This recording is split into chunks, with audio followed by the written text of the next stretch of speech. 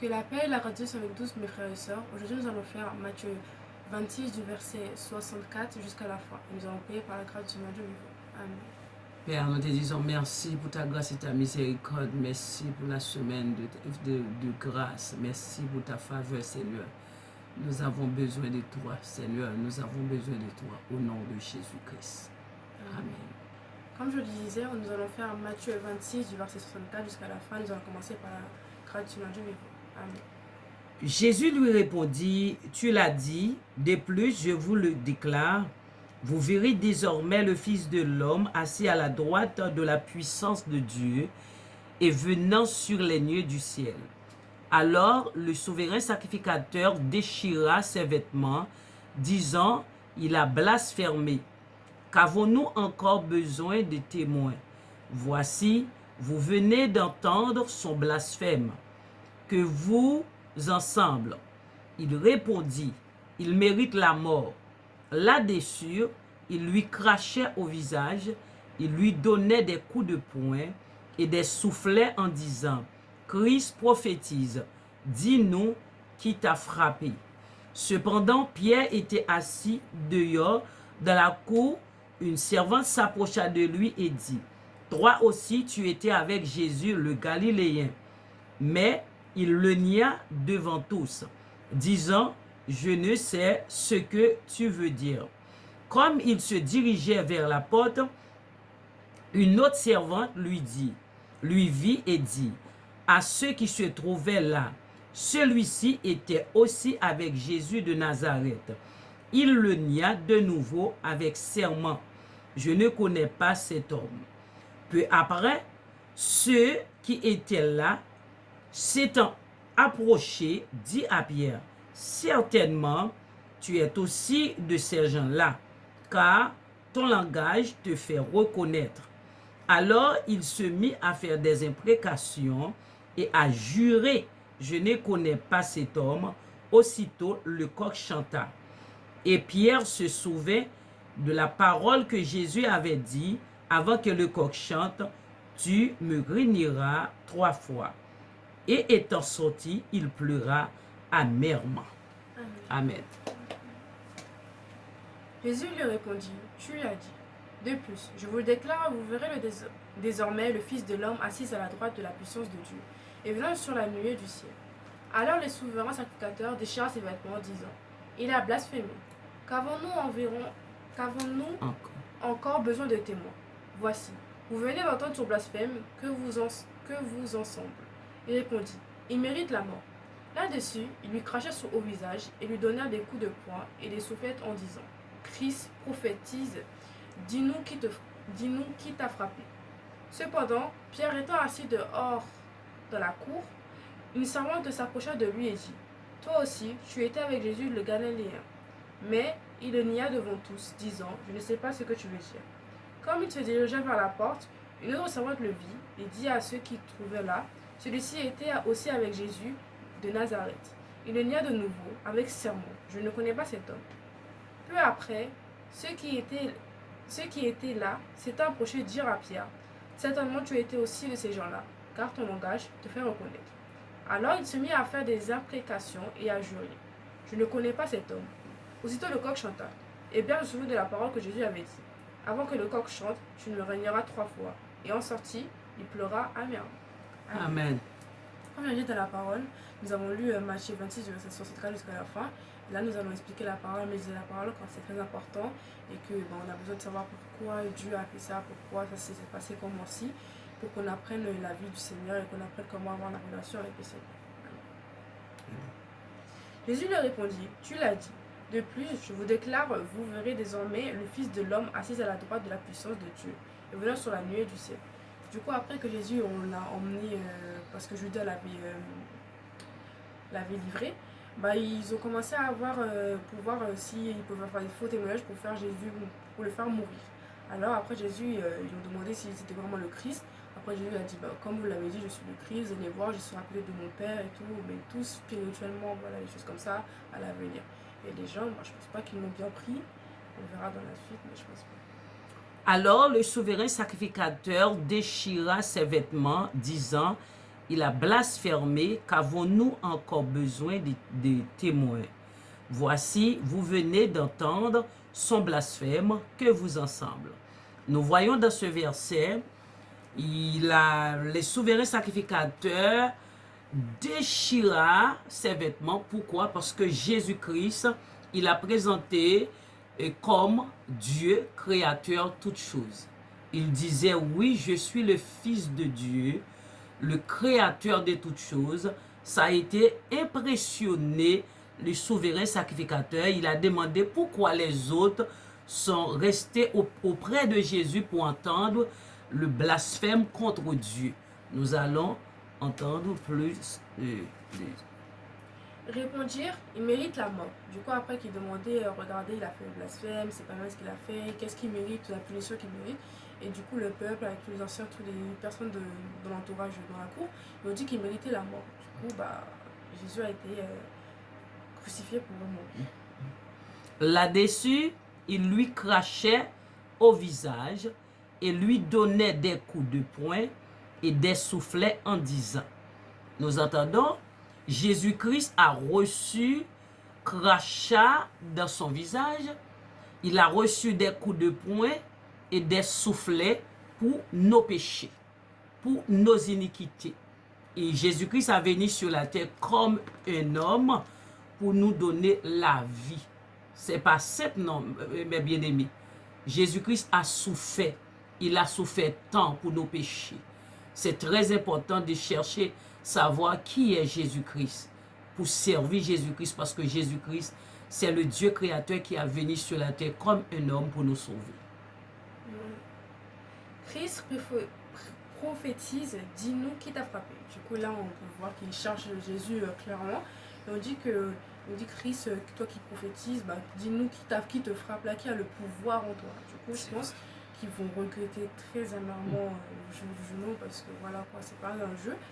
Et voilà, ils ont commencé à vouloir attaquer Jésus, lui donner des petites piques, mais au final, ça va très vite se retourner contre eux, mais ça a pris du temps, mais ça va se retourner contre eux.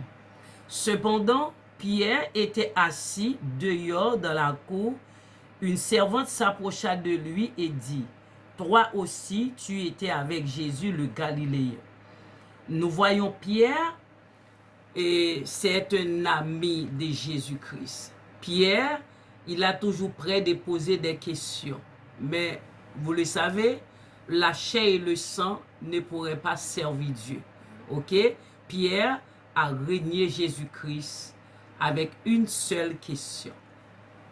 Comme il se dirigeait vers la porte, une autre servante le vit.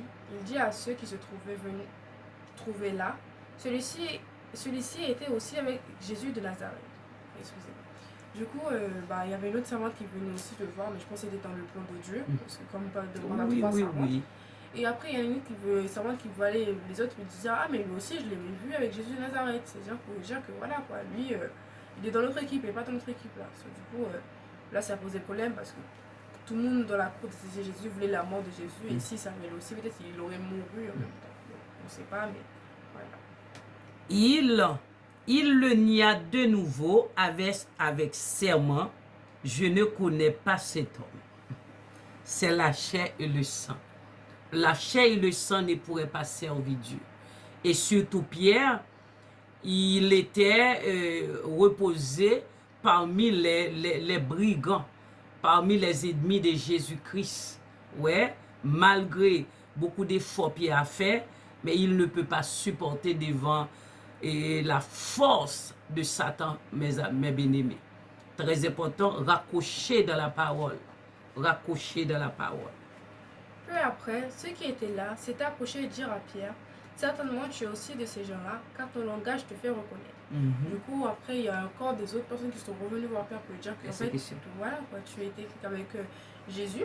Et à la fin, il n'a pas pu tenir, il y a encore d'ironie. C'est pas grave, moi je trouve que quand on pêche, c'est une leçon à la fin, on prend, même si Dieu nous voit, on a des conséquences. Peut-être c'est juste nous-mêmes, parce que je pense que Pierre, il a payé les conséquences à pleurer, parce que physiquement, mentalement, il le dit comment j'ai pu trahir la personne que j'aime de tout mon cœur. C'est vrai. Du coup, quand Jésus nous rend la leçon, peut-être physiquement aussi, mentalement, nous fait pleurer beaucoup, parce que les pleurs, c'est vraiment horrible.